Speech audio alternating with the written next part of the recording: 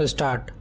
I have no intention of giving a certificate about which my honorable friend Dr. Krishna Swami was talking some time ago, since anything like certificate being given by any member of the business community is likely to be misunderstood. But the fact remains that impartial observers both here and abroad have testified to the soundness and stability of our finances, which have successfully withstood severe stresses and strains of the changing economic factors, both national and international, and for this the fullest possible credit is due to the wise handling of the situation by our present finance minister. There have been criticisms on both sides. Some have described the budget as pro big business, as something which has brought about a boom in the stock exchange, and as something which has brought about satisfaction in the business circles. The fact is that if there has been any satisfaction, it has been due purely to negative features of the budget and not because any positive relief in any direction has been given to business or industry. It is true that there were certain fears in the minds of the business community that, in view of the expanding and growing needs of the center, the finance minister might resort to certain further additional taxation, and since those fears were not realized, there has been some slight recovery in certain stock exchanges, but that does not in the least mean that whatever relief and legitimate relief was due to the business and industrial community has received any adequate response from the finance minister. We have got to face the fact that we are at present engaged in the process of development. People who talk about UK and USA conveniently forget that these are the most highly industrialized countries in the world, and our taxation system, so long as we are engaged in expanding and building our economy, must be adjusted and linked with the requirements of the expanding economy, and should not be compared with the high taxation levels that may be prevalent in UK and USA.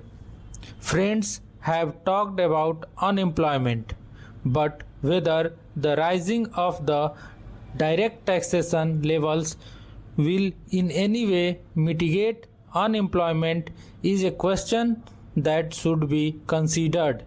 If the finance minister gives substantial relief in direct taxation, I think that might lead to an acceleration in the pace of development.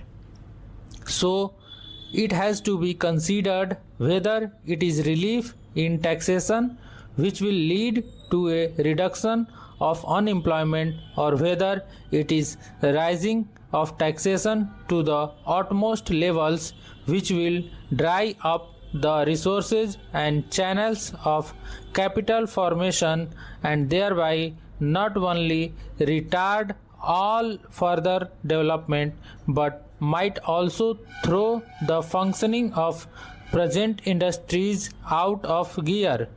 So my submission is that when the Taxation Inquiry Committee has been appointed, it is only logical to expect that no substantial changes in the taxation structure will be made until the findings of that expert committee are known, until we know the incidence of taxation in the various sectors of our economy. Now, coming to the question of deficit financing, I am afraid that my esteemed friend's attitude was somewhat different from the line of opinion in the business and industrial community.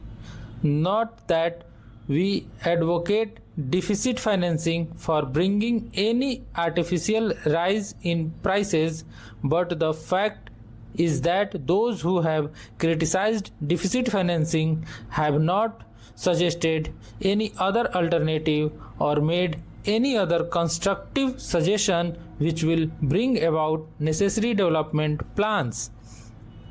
After all, the fact has got to be faced that whatever program we have set out in the national plan should go on unimpeded by any financial considerations.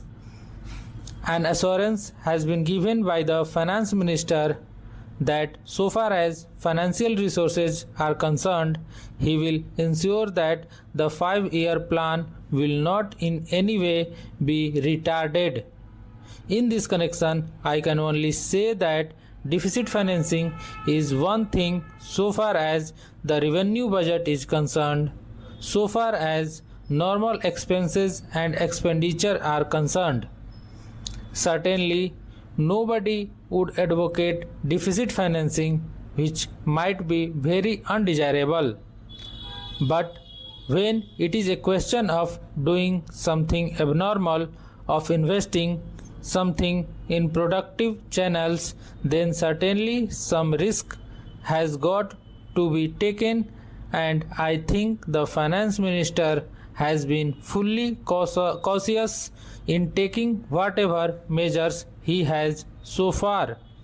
We know the measures that the government took for contracting money supply about the end of 1950 and certain other measures adopted which brought about a slumps. Also, from time to time, the finance minister did not hesitate to mop up the surplus, which, as the records would show, has been about rupees 300 crores during the past 4 or 5 years. Stop.